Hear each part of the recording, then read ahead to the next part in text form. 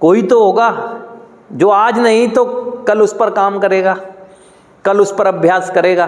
तो पूरा संदेश ये होना चाहिए ना कि आधा अधूरा।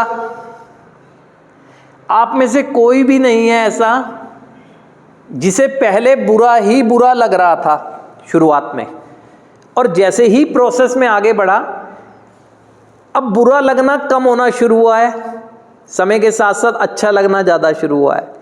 कभी कभी ऐसा हो जाता है कि बहुत बुरा लगने लगता है, कभी एकदम से अच्छा लगने लगता है। बैलेंस चल रहा है ना। इच्छा चाहे कुछ भी है, चाहत तो एक इंसान की कुछ भी हो सकती है, लेकिन सोच में बेहतर जिंदगी ही चल रही है। अब ये बरकरार रहे। तो मुझे ये संदेश पहुंचाना है ना कि कोई बात नहीं, कभी ऐसा होगा कि किसी दिन बहुत अच्छा लगेगा, और कभी ऐसा भी हो सकता है कि दिन के अंत होते होते बुरा लगने लग जाए। और संघर्ष का दौर हर व्यक्ति के साथ आएगा, चाहे उसकी क्लीन रहते हुए रिकवर लाइफ कितनी भी लंबी क्यों ना हो। क्या कोई क्लीन रह रहा है तो फिर उससे कोई मानवीय चूक नहीं हो सकती? हो सकती है।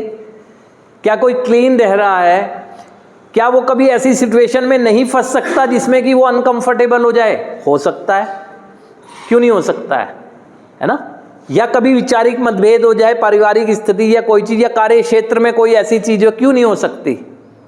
हो सकती है। लेकिन वो क्योंकि अपने आप को स्वच्छ रख रहा है, उस सिचुएशन को सहन करते हुए वो निकल जाता है। तो यही तो है नज़रअंदाज करना, बर्दाश्त करना होता है।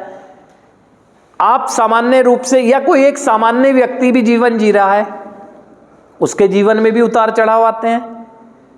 अचानक से कोई ऐसी घटना पता लग जाती है जिसके बारे में वो सोच ही नहीं सकता था और परेशान हो जाता है।